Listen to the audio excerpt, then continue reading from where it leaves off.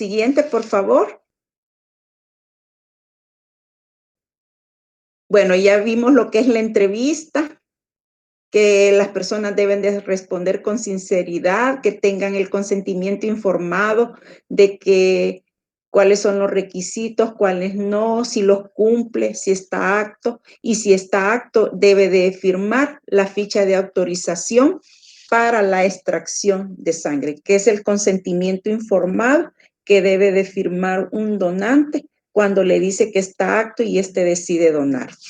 Entonces, acá este cuadro lo he sacado del manual de captación de donantes del MinSal y dice los criterios por los cuales usted puede diferir un donante. Diferir quiere decir que en ese momento no puede donar, pero pasado un tiempo, cuando haya pasado lo que le causa el no poder donar, puede regresar al banco. Por ejemplo, en una anemia, se puede diferir hasta que la persona demuestre que ya ¿cómo se llama? Superó la anemia, ¿verdad? Que ya llegó a los niveles que de hematócrito y hemoglobina que estábamos mencionando en las diapo anteriores.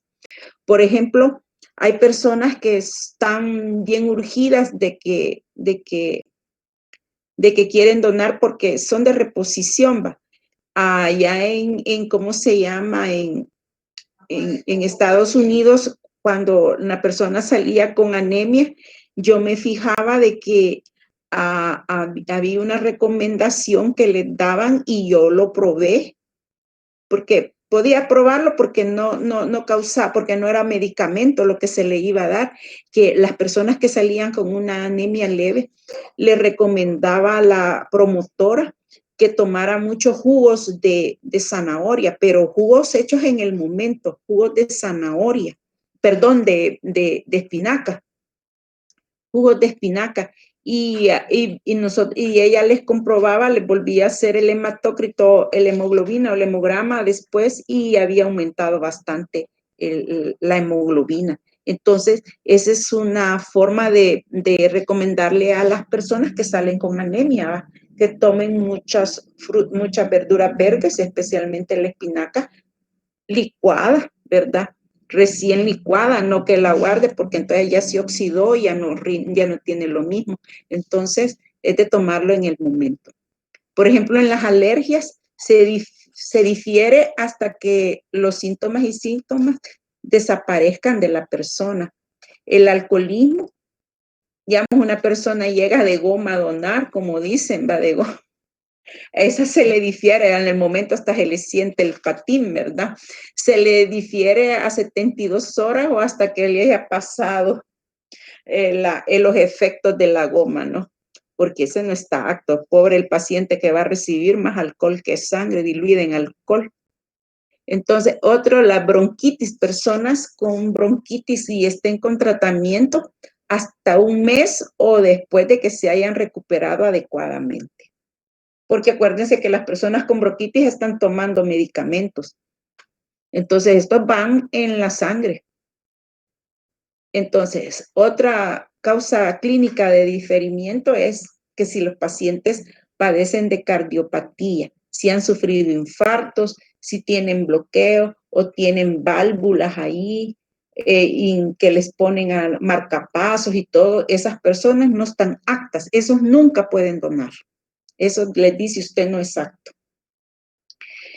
Personas con cirugía, por ejemplo, el estándar dice que si has sufrido apendicectomía, amigdaloctomía o alguna hernia, una cirugía de hernia, se les difiere hasta 3 meses de acuerdo si la persona realmente se siente todavía recuperada. Por eso va la evaluación clínica.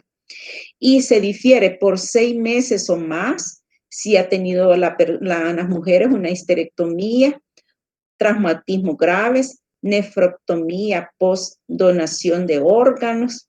Entonces, esos a veces de 6 meses a 1 año, según la evaluación clínica que haga el médico. La siguiente, por favor. Una persona con drogadicción no es apta. Y usted le compruebe ahí que al hacerle la entrevista cayó en la trampa y usted detectó que es drogadicto, ese no está apto. Personas que padezcan de epilepsia no son aptas para donar. Enfermedad de Chagas tampoco es apto para donar. Cuando tenga algún gastroenteritis o diarrea o algo, mejor después de un mes porque está tomando algún antibiótico, ya sea por una infección viral o por una infección bacteriana, ¿verdad? O parasitaria. En la hepatitis A se difiere o se acepta si ha padecido en la niñez, porque puede ser hepatitis A, pero no solamente así. Pero esa es una de las preguntas, porque si la ha tenido ya adulto, ya uno sospecha que puede ser otro tipo de hepatitis. Y si detecta que fue hepatitis B y C, ese no es apto para donar. Una persona que sufre hipertensión, esta no puede donar, se difiere porque puede causarle daño a él, provocarle una descompensación muy peligrosa. Las personas con hipotensión tampoco pueden donar. Recuérdense que ya vimos los rangos aceptables de la presión arterial y se difieren. Y si vuelve a llegar a los 2 meses o 3 meses para volver y sigue con la hipotensión o con la hipertensión, no se le acepta. Aunque diga de que yo así soy, yo siempre he sido así, pero no es recomendable pasarlo como a donar. Cuando hay infecciones respiratorias, eso hasta después de un mes, si ya no está tomando antibióticos, y también pasar por una evaluación clínica que garantice que está en condiciones óptimas. Las mujeres que ya hablamos de las mujeres que padezcan de menstruación pueden donar, pero cumpliendo el criterio el requisito de que tengan una buena hemoglobina y un buen hematócrito, su hemorragia no sea muy abundante y ellas se sienten sin ninguna molestia en ese proceso de la menstruación. Claro, acuérdense que ahí va todo con la evaluación clínica. Si una persona tiene quemaduras, puede donar, pero ver si las cicatrices de la quemadura no está en los sitios de venopunción, o sea, aquí en el pliegue del brazo, ¿no? Que no hayan lesiones muy grandes de esas cicatrices que dejan las quemaduras, porque eso a veces no permite hacer una buena extracción por la metida de la aguja, no es adecuada, entonces podemos hacerle daño al posible donante. Siguiente. Si una persona padece de septicemia, hasta que esté recuperada y tenga una evaluación clínica adecuada, después de 3 meses, pero si persiste con algo, sigue el diferimiento hasta que esté en adecuadas condiciones. Si tiene tifoidea, hasta 6 meses después de su recuperación. Si ha transfundido, es aceptable. Digamos, si a mí me pusieron una transfusión y yo voy a donar 4 meses después, yo no puedo donar, sino que hasta 12 meses después de que me hayan transfundido, ya sea por algún componente sanguíneo. En caso de tromboflebitis, es aceptable 6 meses después de la recuperación y siempre bajo una evaluación clínica, ¿no? En el caso de padecimiento de tuberculosis, puede donar una persona recuperada después de 2 años de recuperación completa y también estar libre de una coinfección TB-VIH. Y si una persona ha sido contacto de una persona con tuberculosis, puede donar si han pasado 6 meses después de haber tenido contacto con la persona con TB y que sus exámenes estén negativos, ¿no? Siguiente. Bueno, acá el criterio de embarazo y lactancia, que es un apartado que está en este manual de donantes, es que la donación de sangre durante el embarazo no es, no es posible. Una mujer embarazada no puede donar. Puede donar 6 meses después del parto. Y si está dando lactancia materna, lo puede hacer hasta de 6 meses en adelante después de ese periodo de lactancia, toda vez que tenga una adecuada evaluación clínica y que los resultados estén dentro de los criterios aceptables para poder donar. Siguiente. Entonces, como ya pasó todo el proceso de donación, la entrevista, quiénes sí, quiénes no, entonces los donantes, después del proceso de selección, nosotros los clasificamos como donantes aptos, como donantes diferidos y como donantes no aptos. El donante apto es el que cumplió con todo el proceso y súper bien, entonces les traemos la sangre. Donante diferido es que se le pospuso la donación por cualquier motivo de los ejemplificados en las anteriores diapositivas, ya sea por 1 mes, 2 meses o más. Y el no apto es el que no puede donar nunca por las, digamos, si hepatitis B, hepatitis C, si tiene una cardiopatía, ¿sí? Si tiene también trasplante, si ya ha recibido un trasplante, entonces yo no puedo donar. Entonces, siguiente. Aquí, esta es la ficha del donante. Esta es una ficha que lleva el que hizo la evaluación, donde en la parte superior va lo que dice la edad, el sexo, estado civil, lugar de trabajo, si es altruista o lo ponen por reposición, ¿verdad? Entonces, esa es la ficha que como registro del donante. Entonces, a ese se le anexa la evaluación clínica con todos los talla, peso, hematócrito, hemoglobina.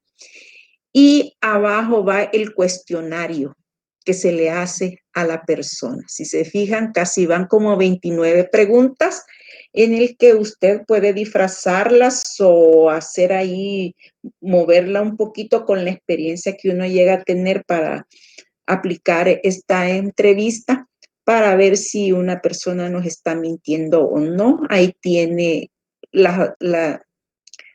los cuadritos que va contestando y hay también un espacio de comentarios. Entonces, esto va dentro del archivo que lleva cada donante. Siguiente.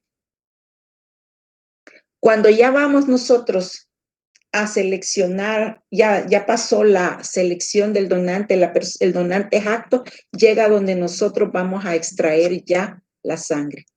Entonces lo sentamos en el sillón, le decimos que si se siente bien, ya nos entregó el consentimiento informado y firmado de que acepta hacer la donación.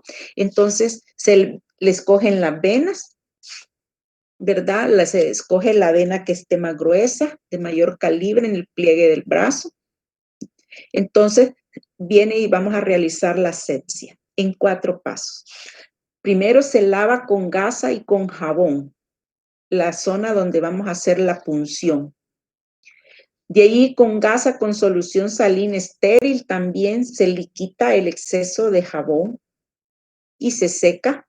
De ahí tomamos gasa con alcohol al 70% y limpiamos siempre con círculos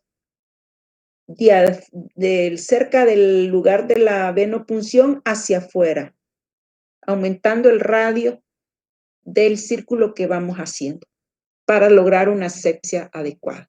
Luego del alcohol al 70%, claro, la gasa nunca la vamos a agarrar con los dedos, sino que con una pinza. Luego con la pinza agarramos gasa con yodo y se hace el mismo limpieza, desinfección en círculos concéntricos de adentro hacia afuera. Hay una literatura que recomienda que este paso se puede repetir para lograr una buena esterilización, una buena desinfección, perdón, para no afectar al donante ni al paciente que va a recibir estos hemocomponentes. Entonces esperamos que se seque para poder introducir la aguja ya en el lugar seleccionado. La siguiente. En lo que se seca y decirle que ya no se toque al paciente, ¿verdad? En lo que se le seca el yodo al paciente, nosotros tomamos las bolsas, las rotulamos, las identificamos con el nombre del paciente, el número que se le ha dado de donante, las unidades, cómo llevamos registrado. Si ustedes se fijan, ahí hay una bolsa triple, la central, que es la más grande, donde va a captarse toda la sangre y de ahí donde se va a separar para plasma o para otros hemocomponentes. Todo eso es un circuito cerrado que garantiza la esterilidad de las bolsas y guardar que sean estériles también los hemocomponentes, que la sangre no se vaya a contaminar de nada. Entonces ya se tiene rotulado eso, entonces ya la aguja que trae, entonces ya la destapamos para poderla introducir en la vena seleccionada del donante. La siguiente, por favor. Entonces ya vimos, se controla la numeración de los tubos pilotos que piden ahí en las bolsas para las diversas pruebas serológicas e inmunohematológicas y se pegan a la bolsa se les va a pegar a la bolsa cuando haya terminado la extracción, ¿verdad? Y la bolsa primaria es la más grande. En el ejemplo que les puse, la más grande es la bolsa primaria y donde va a captar los 450 mililitros de la sangre. Y hay que mezclarlo constantemente, estar viendo cómo va el volumen. Lo bueno es tener esas balanzas semiautomáticas que paran de estar mezclando la sangre cuando ya tiene el peso que corresponde a los 450 mililitros de sangre y a la vez está mezclando para evitar coágulos o microcoágulos dentro de la bolsa. Entonces, eso nos garantiza y vemos nosotros y estamos controlando. Lo recomendable en los estándares es que un profesional atienda a dos donantes. En lo que yo le puse la aguja a uno y está llenando, yo limpio y le doy asepsia, pero estoy controlando al otro y así para tener un profesional atendiendo a dos, sí, según el flujo de trabajo que hay, ¿verdad? Entonces, esto es lo recomendable. Ahí está el tubo rojo que mencionaba el licenciado Escamilla, y ese lo rotulan igual con las mismas especificaciones que la bolsa, porque eso se va a pegar ahí se adosa y se pega a la bolsa, tienen unos hoyitos a los laterales la bolsa, y ahí se traba el tubo y se pega, porque de ahí van a hacer las pruebas pretransfusionales y serológicas a la unidad y las del tamizaje. Entonces, así es como ya después de tomar la bolsa, la unidad, es que va a pasar al área del laboratorio donde le van a hacer las pruebas de tamizaje serológicas pretransfusionales. Siguiente. Aquí ya vemos donde está ahí el paciente en el sillón y le van a hacer la extracción. Si se fijan en la mano donde está extracción, tienen una pelotita de goma. Esa, cabalan, y ahí es una pelotita de goma. Eso es muy recomendable que el paciente la apriete y las deba de apretar así como movimiento suave para garantizar un mejor fluido de la sangre hacia la bolsa, ¿verdad? Y uno tiene que ser muy cordial, la atención tiene que ser con mucha calidad y calidez. La atención tiene que, a veces con estarle platicando y se siente bien y usted en qué trabaja, la persona baja los niveles de estrés o de angustia o de ansiedad y eso mejora el fluido sanguíneo hacia la bolsa. Entonces, estas son cosas que son bien importantes cumplirlas para una mejor atención del donante.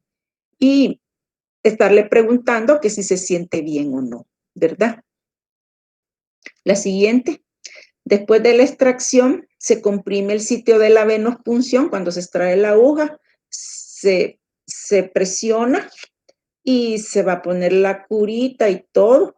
Y el paciente no tiene que doblar el brazo, lo tiene que tener extendido y ahí lo deja por un tiempo sentadito para que se restablezca la volemia o por lo menos la adaptación del cuerpo para esa volemia que se extrajo de los 450 y ver si el paciente no le da dolor de cabeza, mareo, ¿verdad? Y esperar. Y si el donante, después de esos minutos que le hemos hecho los cuidados de postdonación, se le permite levantarse sin que no lo podemos dejar solo en el momento que se levante. Ya vimos las razones que hay personas que se desmayan en este momento, se marean y de ahí los hacemos pasar al refrigerio. Es de decirles que aunque si no se comen el pancito o la galleta, que por lo menos el jugo o la gaseosa que se les regale se la tomen, ¿verdad? Porque con eso logran recuperar un poquito más rápido lo que se le ha extraído de sangre. Y se le dan indicaciones al donante después de la extracción. Por ejemplo, una persona que trabaje, que haya llegado a donar y trabaje de electricista, de los que se suben en esos grandes como grúas que ven los alambres, ellos se les dice que después de la donación hasta 72 horas no tienen para poderse subir porque a veces les puede dar mareos y pueden tener un accidente laboral. Por ejemplo, también las personas que pintan en esos andamios o limpian vidrios usando andamios en esos edificios bien altos, lo mismo. Se les dice que no lo hagan por 72 horas para evitar cualquier desmayo o mareo que les pueda llegar siempre a un accidente laboral. Lo mismo los pilotos de avión. Nosotros en el tiempo que yo trabajaba en uno de los bancos había un piloto que era donante voluntario. Cada vez que venía al país, del aeropuerto pasaba al banco, se le atendía y él sabía que dentro de 3 o 4 días salía otra vez de regreso a volar, según el tiempo que le habían dado, así porque los pilotos tampoco pueden donar dentro de las 72 horas post donación, después de la donación. Entonces, esas son las recomendaciones que uno puede dar al momento después de la donación. Siguiente. Acá vemos cuál es el tiempo de intervalo que nosotros podemos donar de donación tradicional. En los hombres 4 veces al año, quiere decir cada 3 meses los hombres se recomienda pueden donar. En las mujeres 3 veces al año, cada 4 meses. Entonces, eso es lo que está reglamentado en nuestro país. Claro, usted decide si solo una vez, no es obligación, sino que no lo tomen como una obligación, sino que usted puede decidir si es altruista una vez al año, 2 veces al año o cumplir esas veces según hombre o mujer. La siguiente. Bueno, cuando ya tenemos las unidades de sangre en nuestro laboratorio del banco, se le hacen pruebas pretransfusionales. Estas pruebas pretransfusionales se dividen en 2 grupos, las serológicas y las inmunohematológicas. Si ustedes se fijan, los estoy llevando de la mano de todo el proceso que se hace en un banco de sangre. Ahorita llegamos a la atención de donantes y obtuvimos las bolsas ya de sangre. Después de eso pasan al laboratorio del banco y se hacen las pruebas pretransfusionales, que son las serológicas y las inmunohematológicas. En otras clases vamos a ver cada una de ellas para ir paso a paso dentro de todo el proceso. La siguiente. Dentro de las serológicas podemos mencionar la serología para Chagas, determinamos Chagas, sífilis, hepatitis C, hepatitis B y VIH. Entonces, estas son el tamizaje serológico. Para esta parte hay una clase solo de tamizaje serológico. Siguiente. Dentro de las pruebas inmunohematológicas que le hacemos y que recomiendan los estándares para las unidades que se han recolectado son retipear la unidad. O sea, vamos a garantizar que ese tipeo sanguíneo que se le hizo es el correcto. Hacer un rastreo de anticuerpos irregulares. También hacer estudios de fenotipo de RH y de KEL. Entonces, si ustedes ven, ahí vamos viendo el sistema AB0, el sistema RH, los anticuerpos irregulares que usualmente son anticuerpos encontrados en otros sistemas de grupos sanguíneos. Dentro del RH, la importancia de determinar un fenotipo RH y del KEL. Si se acuerdan, dijimos en los otros sistemas de grupos sanguíneos que después del el AB0, el RH, los anticuerpos KEL eran los que nos estaban dando más reacciones post-transfusionales. Entonces, estas son las pruebas que al momento están en los estándares, al momento, porque en medicina transfusional no está totalmente todo escrito a la fecha. Siempre están investigando y modificando y actualizando todas las pruebas que se hacen en un banco. Entonces, al momento, estas serían las pruebas inmunohematológicas. Quiero decirles que no todos los bancos pueden hacer eso. Bueno, ahora vamos a hablar sobre la donación por aféresis. Ya habíamos dicho que del vocablo aféresis, que significa extraer, del griego féresis, que significa extraer, y consiste que en una forma selectiva nosotros extraemos solo un componente de la sangre que el donante quiere donar, ¿verdad? O solo leucocitos, o solo plaquetas, o solo plasma.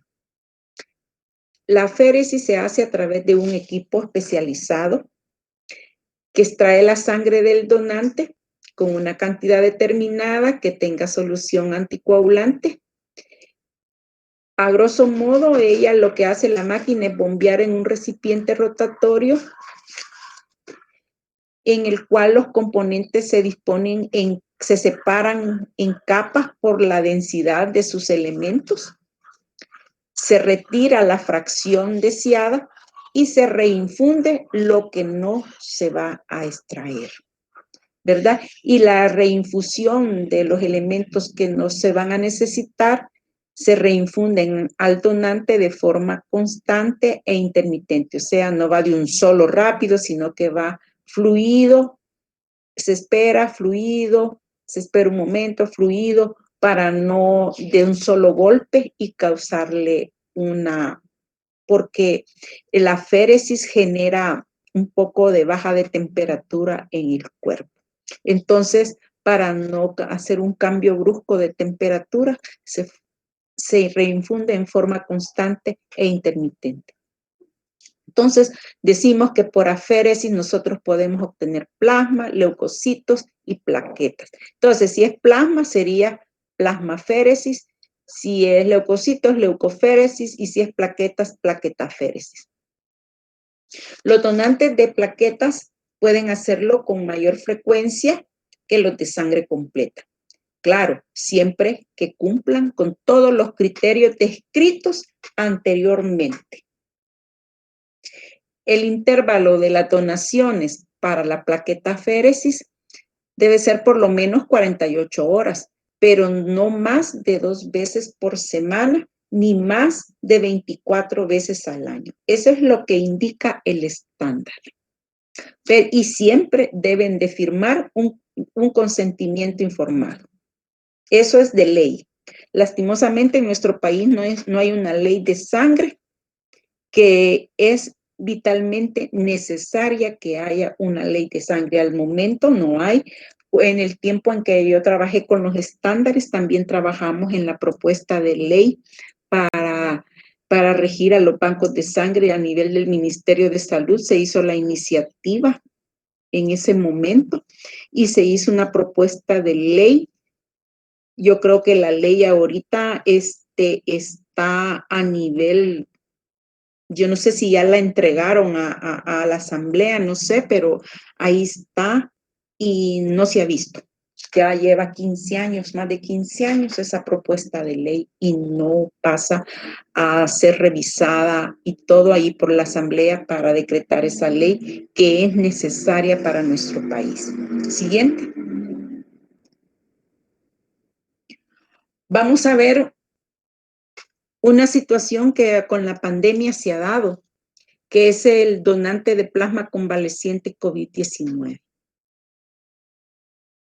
¿Y cuál es el principio fundamental que tiene este donante de plasma convaleciente? Es el realizar transfusiones de plasma de convaleciente de personas que se han recuperado de la enfermedad, ¿verdad?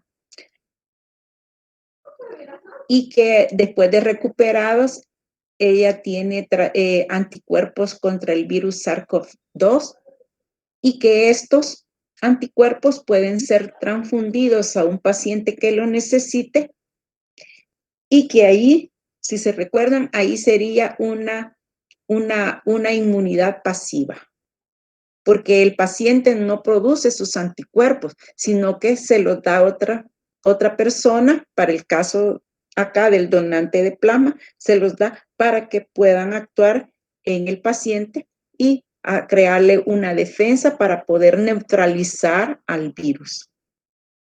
Esta en la literatura dice que no es una terapia nueva, ya se han hecho en para otras enfermedades y por eso es que se retomó para el tratamiento de pacientes en esta pandemia. Claro, esta es una terapia aprobada por la OMS y la FDA, ¿verdad? Y que todavía se están haciendo investigaciones, ¿verdad? Y se usa en pacientes que estén con la enfermedad moderada o grave por COVID-19. Y que a la fecha todavía, como dije, están en tratamiento y que aún no se ha completado todas las investigaciones, ¿verdad? Pero al momento esto es lo que se está haciendo. Siguiente. Los bancos de sangre somos los que debemos de dar el servicio y de hacer un programa de donación de plasma convaleciente que cumpla con los siguientes criterios.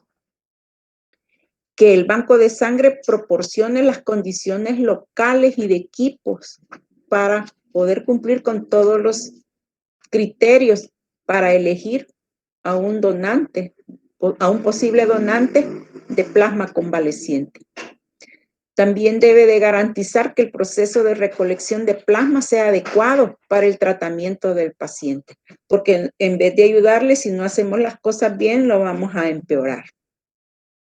También tiene que cumplir el coordinar e implementar con los recursos locales. Así dice la normativa del MinSal. Esto quiero decirles que todo esto que les estoy poniendo acá está dada por la normativa de atención del donante en los bancos de sangre elaborada por MinSal el año pasado, del 2020.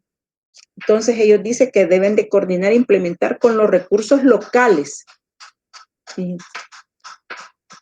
Pero menos mal que esto no ha sido así, porque en algunos bancos que están implementando la atención del donante del plasma convaleciente han contratado a colegas, muchos han sido muy bien capacitados y les han dado equipo, gracias a Dios. Hay muy buen, en el Bloom fue el que inició toda esta atención del plasma convaleciente. El Lic Jaime, la Lic Acevedo han sido pioneros en esto porque ellos tienen una excelente capacitación en cuanto a esto, ¿verdad? Entonces, de ahí ellos han ido capacitando a sus pares y ya hay en el Hospital El Salvador, ya también hay en el Banco de Sangre de San Miguel, ya hay atención de plasma convaleciente. Entonces, esto ayuda a mejorar el servicio del banco de sangre en cuanto a esta enfermedad, ¿no? Y ayudar a la mejoría de los pacientes en esta pandemia. Siguiente. ¿Qué quiere decir cuando coordinar e implementar con los recursos locales? Esto quiere decir que se deben de cumplir las siguientes acciones. Que hay que conformar un comité que se dedique a reclutar donantes de plasma. Estos van a gestar la donación voluntaria de plasma convaleciente. 2. Se deben de implementar plataformas digitales de inscripción voluntaria de pacientes recuperados para facilitar el citarlos a través de vía telefónica. Entonces se han creado centros de llamadas. 3 dice, contar con una base de datos de pacientes recuperados. 4, utilizar una guía de preguntas para la preselección del posible donante de plasma convaleciente. También hay que desarrollar mecanismos para el abordaje de pacientes recuperados que han recibido de alta hospitalaria y que estos hay que promocionarles que ellos pueden ser posibles donantes convalecientes en tal tiempo, ¿verdad? Para ir multiplicando los posibles donantes y tener reservas de plasma convaleciente. También es necesario establecer alianzas con instituciones que apoyen la promoción de la donación voluntaria de plasma convaleciente. Tantas personas de diferentes instituciones han padecido la enfermedad COVID-19, entonces muchos de ellos son ya recuperados que las empresas nos pueden ayudar a llegar a promocionar y a sensibilizar y a concientizar a los empleados y a los jefes para que sean posibles donantes de plasma convaleciente. Siguiente. ¿Cómo se da la selección del donante del plasma convaleciente? Según la norma, es efectuada por un médico debidamente capacitado en la selección del donante de plasma. Para esta selección se deben de revisar, dice, los criterios vigentes en la normativa nacional e internacional en cuanto a la selección de donantes de sangre, como por ejemplo el Manual de Promoción de Captación y Selección de Donantes de Sangre del MinSal, OMS, OPS. ¿Qué quiere decir? Que también hay criterios de selección como en estos manuales específicamente para el plasma convaleciente. Siguiente.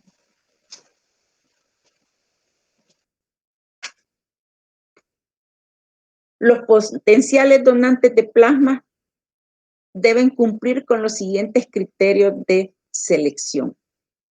Primero, completar el formulario de consentimiento informado. B, contar con evidencia de haber padecido COVID-19. Que esté documentado por por el laboratorio, o sea, tener el reporte, ¿verdad?, del laboratorio con los resultados de las siguientes pruebas del laboratorio. El PCR para COVID-19, o sea, el hisopado nasofaringio y un PCR. Prueba serológica positiva para anticuerpos contra el SARS-CoV-2, después de que se haya recuperado. Si no se realizaron pruebas de diagnóstico previas en el momento, pues también se tiene que mencionar, pero los requisitos es que tengan esas dos pruebas de laboratorio. Y entonces viene el personal de salud que está evaluando a este potencial donante, debe de valorar los siguientes aspectos. Realizar una resolución completa de los síntomas al menos 14 días antes de la donación. O sea, como le es una evaluación clínica, no el médico, y vio todos esos exámenes de laboratorio, entonces tiene que hacer la valoración. Y que también no es necesaria una prueba negativa para COVID-19 por una prueba de diagnóstico para calificar al donante. ¿Qué quiere decir esto? Hay, por ejemplo, hay pruebas que nos van a decir si tenemos vigente la enfermedad o la padecimos. Entonces, esas son las pruebas serológicas, ya sea por IgG o por IgM. Entonces, esta es la que se refiere este literal B. La siguiente. En términos generales, el proceso de recolección de plasma convaleciente tiene estas etapas. Bueno, ya hablamos de la promoción, de ahí de la selección, se le hace una entrevista, se le realizan pruebas de química, se le aplican pruebas también de laboratorio de hemostasia, de hematología, serológicas e inmunohematológicas obligatorias. Si se fijan aquí, es amplia las pruebas que se le hacen al posible donante. Son bastantes pruebas. Quinto, el paciente recuperado es seleccionado según los criterios descritos para ser donante del plasma. Que la donación es por aféresis. Se le tiene que explicar que la donación de plasma es por aféresis y que el plasma colectado es sometido a un proceso de inactivación de patógenos. O sea, tienen que radiarlo. Es un proceso de radiación para neutralizar cualquier virus o cualquier bacteria que esté en el plasma. Se deben de colocar la viñeta al plasma según los criterios descritos, almacenar y transportar al hospital donde será usado. El paciente con la enfermedad activa es tratada con el plasma convaleciente y la terapia es completada. Y que luego el paciente que recibió ese plasma convaleciente, cuando ya es recuperado, este puede convertirse en un futuro donante. Claro, siempre y cuando cumpla con los criterios de selección del paso 1, 2 y 3 y 4. Siguiente, entonces este es en términos generales todo el proceso de recolección. En el proceso de selección se deben de cumplir los siguientes elementos. En el proceso de selección del donante de plasma convaleciente, determinar el tipo sanguíneo para el sistema AB0 y RH. El candidato a donante será sometido a un reconocimiento médico previo a la primera extracción que garantice el cumplimiento de los criterios y requisitos establecidos. Si los resultados son IgG positiva e IgM negativa, debe dejarse en seroteca la muestra para futura titulación. Una seroteca es donde se guardan sueros para poderlos después evaluar, ¿verdad? En cuanto a las IgG, la titulación de las cantidades de IgG o IgM. El donante debe firmar un consentimiento informado para donación de hemoderivados. En el caso del plasma, ¿no? Siguiente.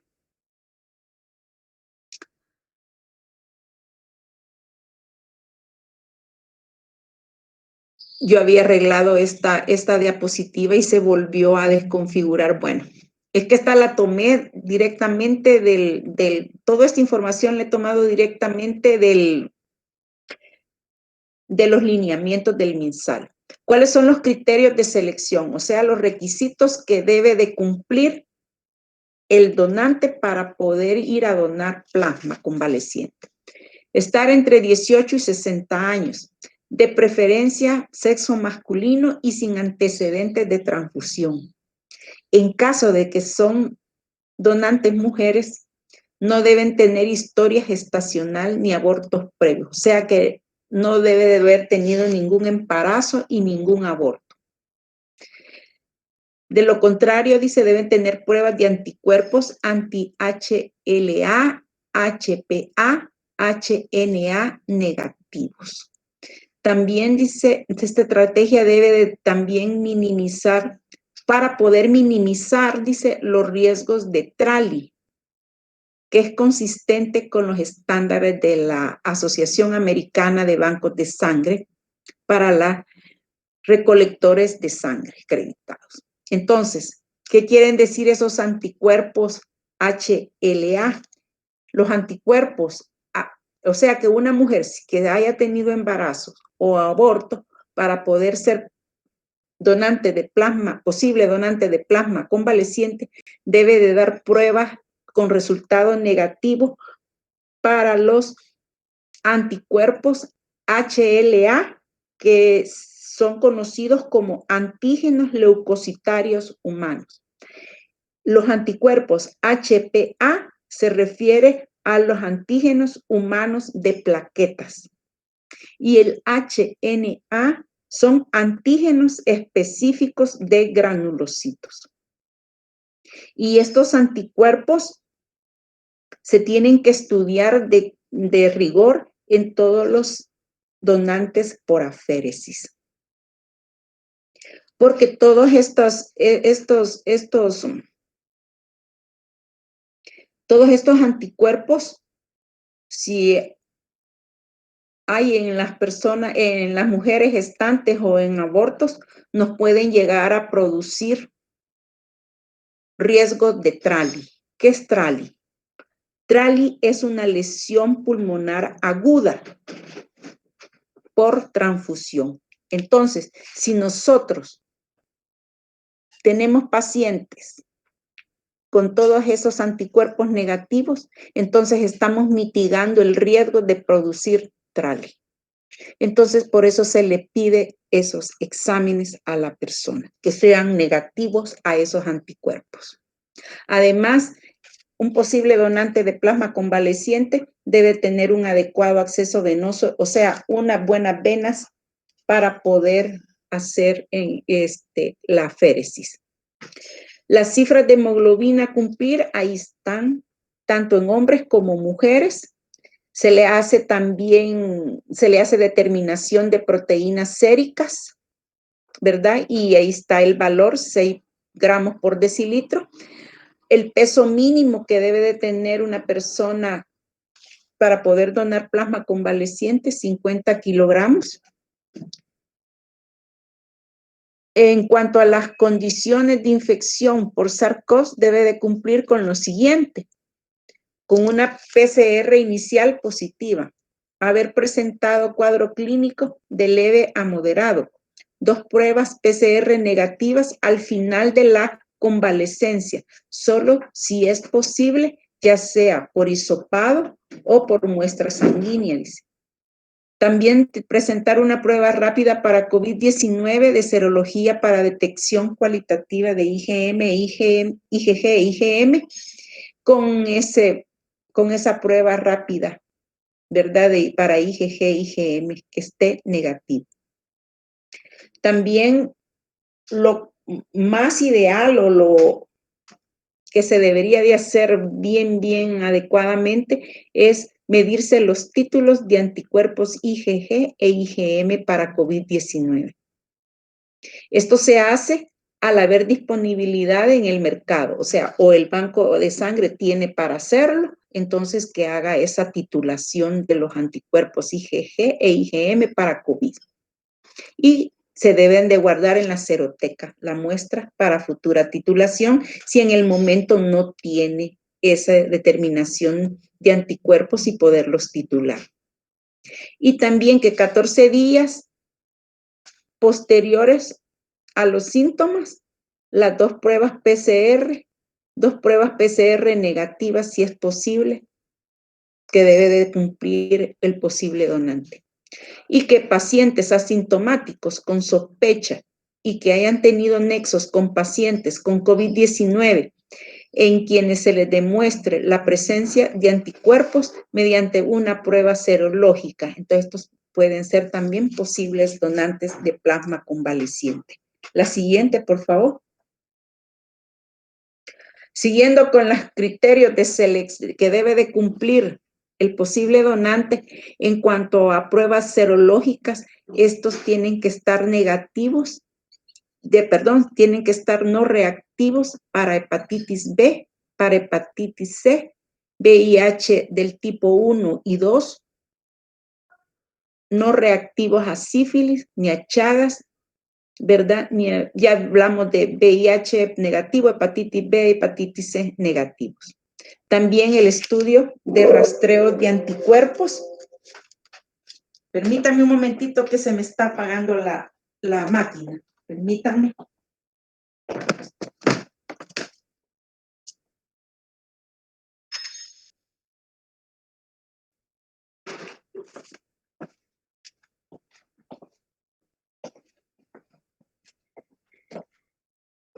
Gracias. Continuando, también se tiene que hacer estudios de rastreo de anticuerpos irregulares y que estos estén negativos y que haya cumplido el criterio de alta. En la evaluación clínica, el médico le ha dado en cuanto a con lo que padeció y se recuperó del COVID, tenga un alta del médico. También debe de asegurarse la presencia se debe asegurar la presencia de anticuerpos positivos frente al SARS-CoV, porque lo que tratamos es que hayan anticuerpos para que le sirvan de inmunidad pasiva al paciente. Esto se determina ya sea de forma cuantitativa o semi-cuantitativa, de acuerdo a la técnica que se esté utilizando. En caso de ser requerido, el plasma se podrá administrar al paciente el mismo día o si no se puede ese mismo día, se guarda en congelación para cuando lo necesite el paciente que tiene COVID-19. Siguiente.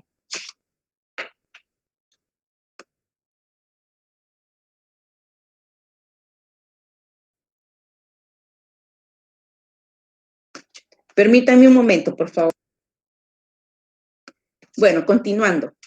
¿Cuáles son los criterios para diferir un posible donante de plasma convaleciente? A una persona que presente una leucocitosis mayor de 11.500 leucocitos por milímetro cúbico. Entonces, se difiere por 10 días. También cuando un paciente presente una leucopenia menor de 4.000 leucocitos por milímetro cúbico. Y se difiere estos pacientes también por 10 días.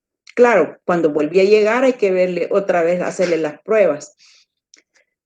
Los niveles de proteínas séricas, si son menores o iguales a 6, o sea, tiene que ser mayor de 6 para poder ser elegible. También si tiene elevada temperatura, arriba de 37.5 grados centígrados, se tiene que diferir este posible donante.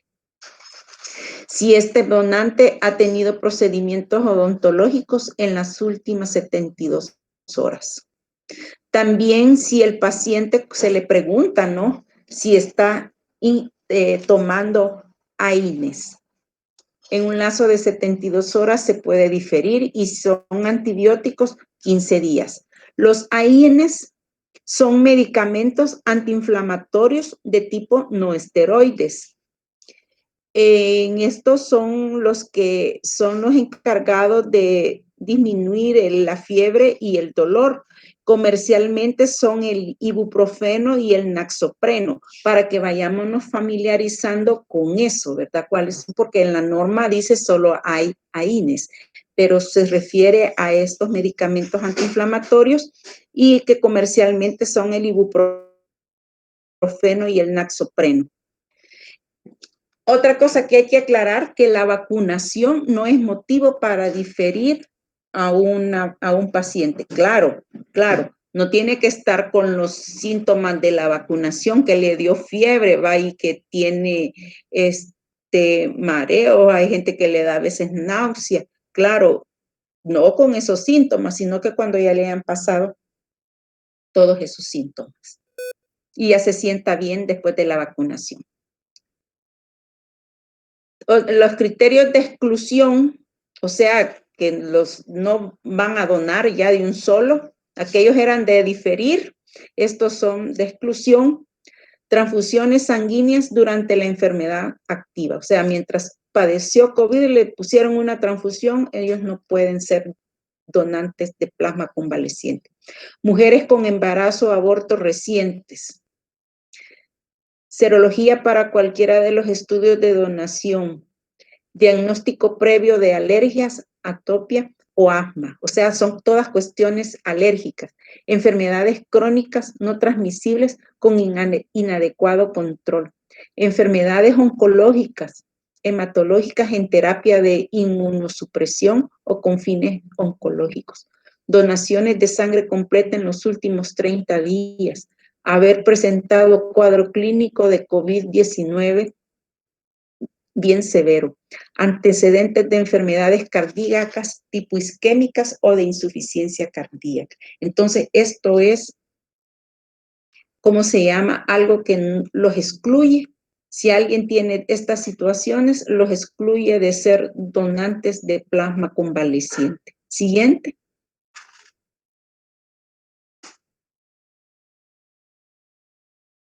Ahora vamos a ver cuáles son las fases que lleva o las etapas que lleva la recolección del donante de plasma convaleciente.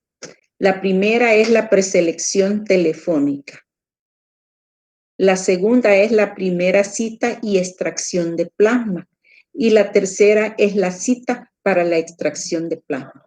En la primera fase, preselección telefónica, es cuando se consulta por teléfono al posible donante. Yo estoy en el banco de sangre, en la parte de recolección del donante, y lo consulto por teléfono o recibo la llamada de que quiero donar plasma convaleciente, entonces le informa todo el proceso.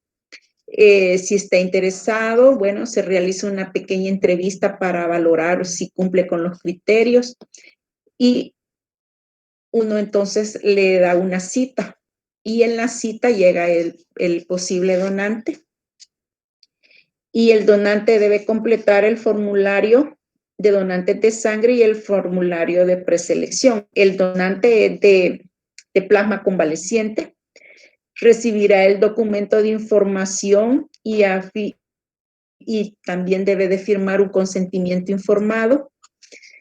Se realiza la preselección con el formulario que dice que ya existen todos los bancos de sangre y una evaluación de las venas periféricas para ver cuáles son las áreas anticubitales que se van a seleccionar. Las anticubitales son ¿cómo se llama? El pliegue del codo para ver cuáles son las más adecuadas. Entonces, si pasó todo el proceso de selección, entonces al paciente de plasma se le van a extraer muestras en un tubo ECTA para hemograma, 3 tubos rojos para serología y química, 2 tubos de citrato para tiempo de coagulación y fibrinógeno, y según la norma técnica de extracción del donante. Entonces ahí van a ver cómo están todos esos resultados, toda esa evaluación clínica del posible donante. Cuando se tienen los resultados, estos se deben de colocar en el expediente clínico para completar los datos personales, realizar el examen físico completo del posible donante de plasma convaleciente y ahí se evalúa si se califica como apto, no apto o diferido. En todo esto también se le explica al proceso de plasmaféresis cuáles son los beneficios, posibles reacciones y complicaciones para el proceso. Entonces, ahí sí exacto, entonces se pasa directo a extracción o se le cita para otro momento. Entonces, al llegar al momento, se le hace la aféresis, la extracción de plasma, y si es diferido, en algún momento de estas fases, el posible donante, cuando regrese a ver otra vez, hacer la posible donación de plasma convalescente, no debe de iniciar todo.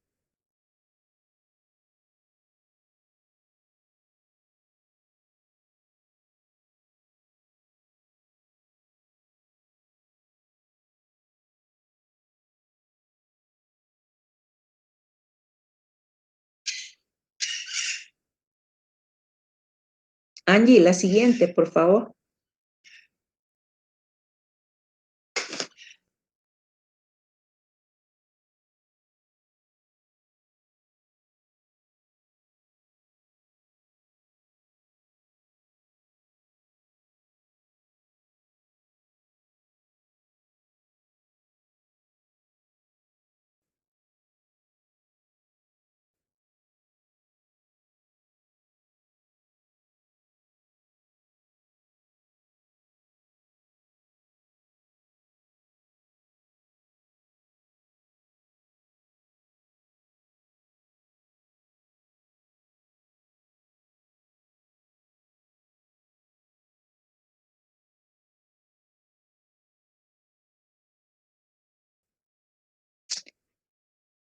Vamos a hablar un poco de la metodología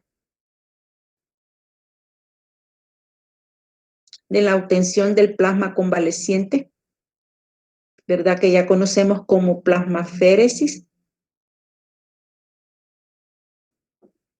Según la literatura, es sencillo, segura y con poca probabilidad de complicaciones para el donador.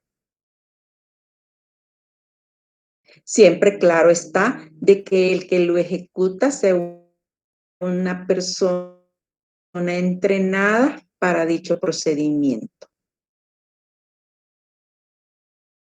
En este caso, son unos profesionales del laboratorio clínico los que están capacitados en nuestro país para hacer la plasmaféresis.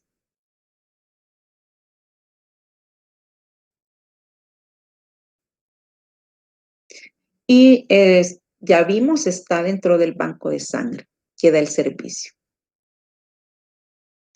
Hay que hacer una mención que el plasma del donante es rico en electrolitos, en componentes químicos y factores de coagulación y tienen inmunoglobulina que ha desarrollado el propio donante, pues por toda su, su, su desarrollo inmunológico posterior a la infección. Y entonces este plasma puede almacenarse en bolsas especiales que van a ser utilizadas en un momento dado y se pueden conservar como ya sea en refrigeración y a través de la congelación para que tenga mejor preservación.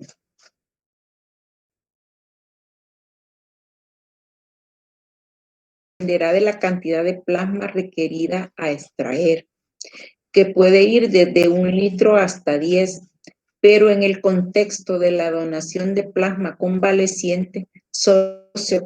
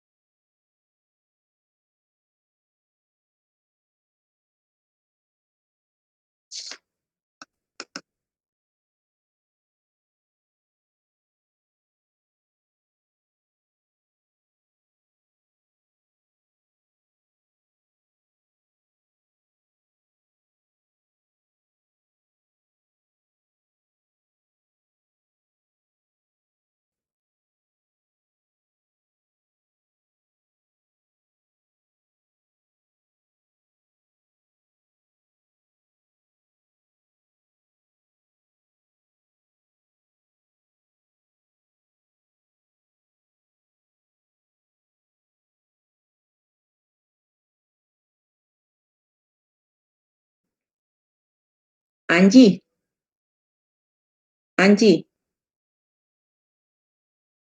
Angie. Hola, Lick.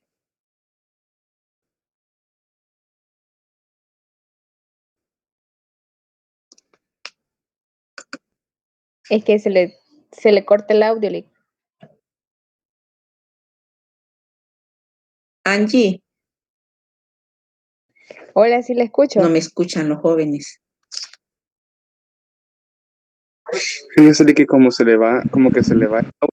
Está congelado.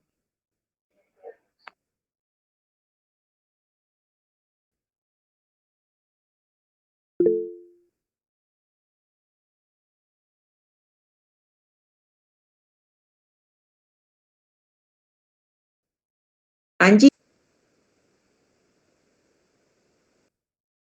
Sí, dígame, Lick. la siguiente. Esa es la siguiente, Lick.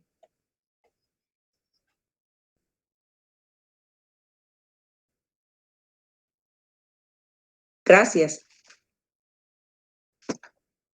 Continuando, todo lo anterior se me ha escuchado bien, Angie.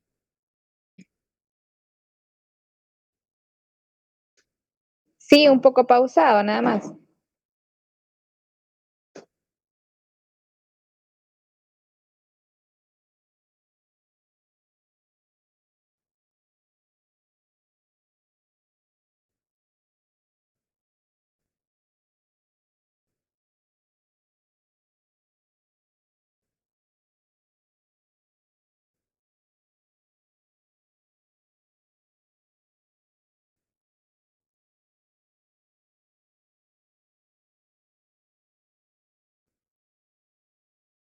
De plan.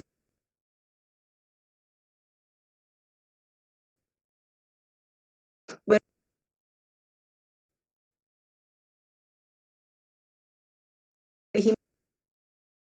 sencillo.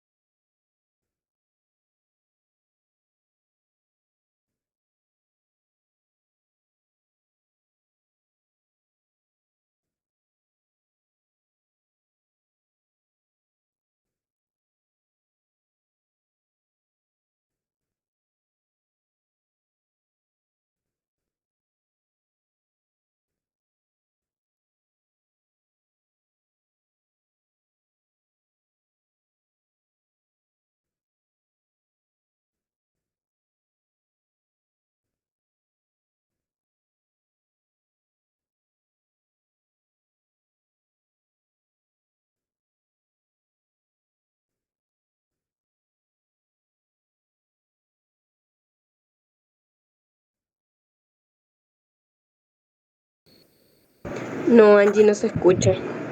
O sea, lo de la LIC. ¿A vos sí? Le puso altavoz al teléfono muy cerca del micrófono, Sí, ya. Ahora escuchan. ¿Me escuchan, jóvenes? Voy a hablar Sí, sobre la sí. metodología para obtención de plasma, continuando con la plasmaféresis. Ahora sí se escucha.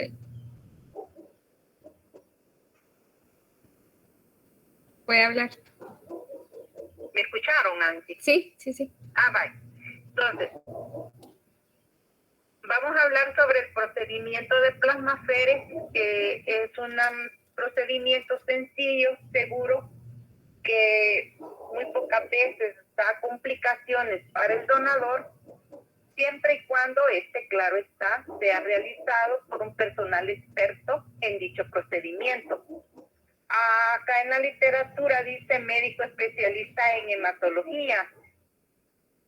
En nuestro país, quienes están haciendo la plasmaféresis y todo lo que es la atención del donante por aféresis es por colegas de laboratorio clínico que han sido capacitados para este procedimiento.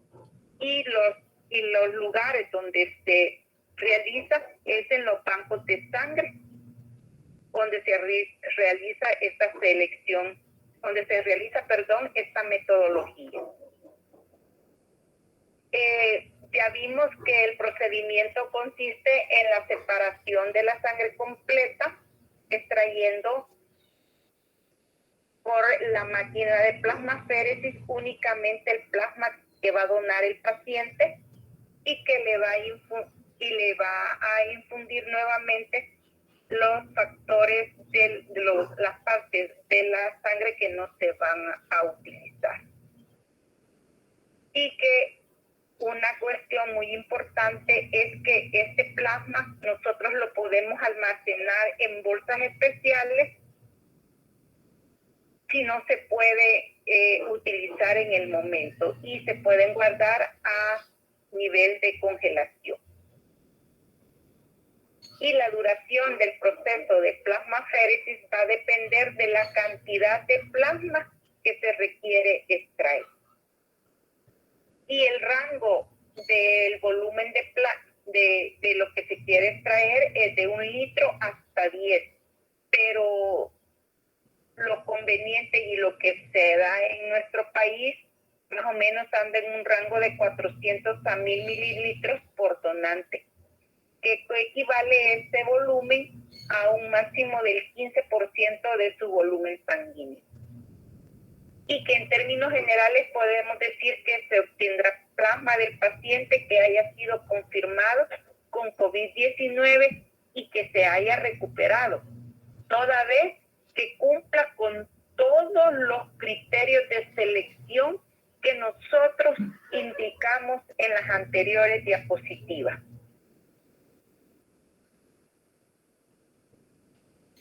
La siguiente, por favor, Angie. Ya está la siguiente. Vale. Acá, ¿cómo es que se da en términos generales la extracción de las unidades de plasma convaleciente? Vamos a decir, la norma dice que la extracción se realizará en los centros que el Ministerio de Salud autorice para dicha función. No todos los bancos de sangre están autorizados para esta función. Está autorizado el Banco de Sangre del Hospital Benjamín Blum, el Banco de Sangre del Hospital El Salvador, si no me equivoco, el Banco de Sangre de San Miguel, del Nacional de San Miguel. Les puedo hablar de los nacionales. La recolección debe efectuarse mediante equipos automatizados para aféresis, para poder optimizar los recursos y productos obtenidos de esa plasmaféresis. En donaciones de aféresis se recomienda extraer, dice la norma, el plasma que corresponda al 15% de la volemia del donante, de lo que hablábamos en la anterior diapositiva, y que se debe de utilizar un anticoagulante ACDA o su similar. En casos en que no se use se recomienda no sobrepasar la extracción de 600 mililitros. O sea, que está entre 400 y 600. Y también se puede usar solución salina normal al 0.9%. Eso es lo que dice la norma. Acá en la parte derecha está una imagen donde en rojo está un individuo siguiendo de izquierda a derecha, está indicando a un paciente con COVID-19 que está enfermo, en rojo, de ahí va a la fase de recuperación, que está en amarillo, indicando plasma, ¿no? Entonces ahí se cumplió todos los procedimientos indicados en las anteriores diapositivas, entonces se le hace la extracción del plasma por el aféresis que contiene los anticuerpos anti-SARS-CoV-2. Estos van a ser por infusión, se le van a ¿cómo se llama?, a introducir al paciente que esté con la enfermedad COVID-19 para su recuperación. Entonces, este es así a grosso modo cómo se está realizando la selección, extracción y cómo se obtiene el plasma convaleciente en nuestro país. Yo realmente no he tenido la experiencia para hacer este proceso, ¿verdad? Es nuevo, están capacitando a los colegas, solo he estado estudiando la norma, ¿verdad?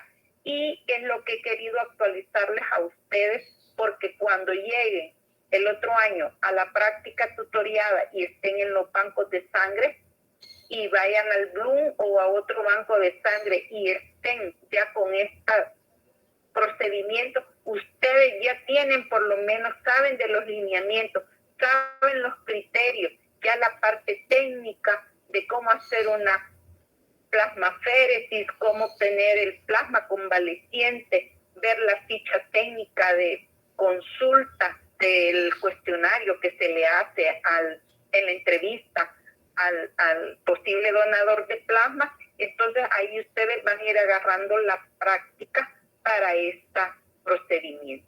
Lo importante es que sepan de qué se trata, en qué consiste, cuáles son los criterios, los tipos que hay, los lineamientos y todos que ya están vigentes en nuestro país.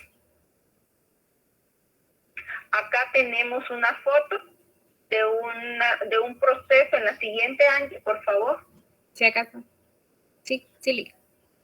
Aquí tenemos una foto de donde el colega está ahí de pie con su equipo de barrera de protección, está atendiendo al donante del plasma convaleciente, donde le está ejecutando el proceso de plasmaféresis. Ustedes ven ahí el equipo automatizado donde está obteniendo la sangre del paciente, del donante, y la máquina está haciendo el trabajo de separación del plasma que está depositando en la bolsa que ustedes ven ahí. Y en la parte de abajo está el plasma de color amarillo, donde está ¿cómo se llama?, haciendo la separación del plasma. El equipo hace la separación del plasma y el plasma lo deposita en la bolsa y lo demás lo reinfunde al paciente. Si ustedes se fijan, el sillón del paciente que está en ese procedimiento de aféresis está acostado porque se tarda un poquito más. Además, este procedimiento les causa baja de temperatura a los pacientes y les da frío, por lo que es conveniente darles una frazadita para que no sientan ese frío y no dejarlos solo durante ese procedimiento.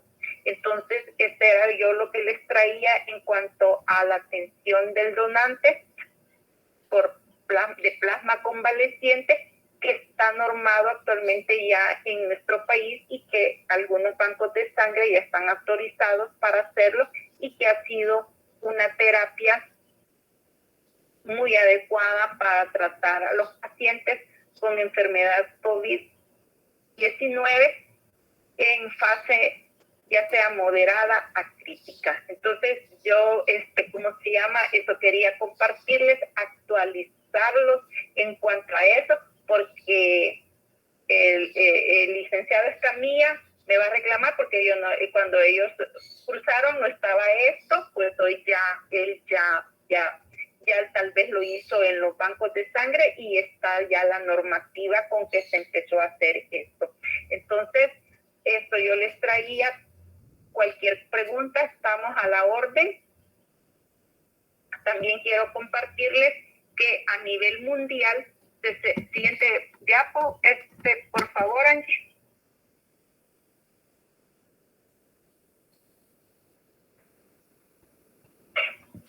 Ya, Lick. Ya, Angie. Sí. Quiero compartirles también que a nivel mundial se celebra el Día del Donante, ya sea de donante convaleciente o de donante tradicional, o de aféresis o de donante tradicional, se celebra a nivel del mundo todos los 14 de junio. Siempre se hace una pequeña celebración en los bancos de sangre de acuerdo a sus posibilidades económicas, ¿verdad? Celebran al donante en agradecimiento de esa acción altruista, ¿verdad?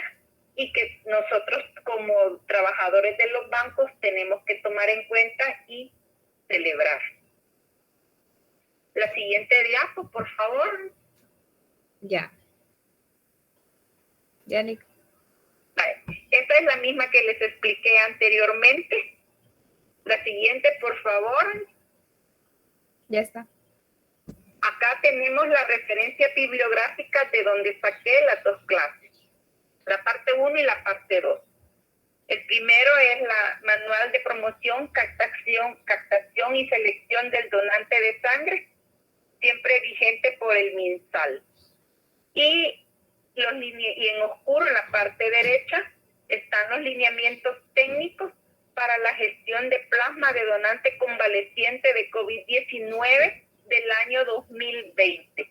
Esto ya están publicados en las normativas de la página web del MinSal, pero el de manual de promoción ya lo tienen en el aula virtual, pero después de que terminemos la clase, subo las dos partes de esta clase y los lineamientos técnicos para la gestión de plasma de donantes convalecientes. ¿Hay alguna pregunta hasta acá?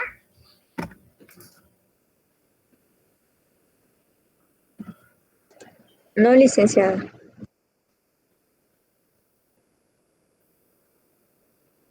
No, Lick. Bueno, si más adelante les salen dudas, pueden escribirme al correo para hacerle las respectivas respuestas,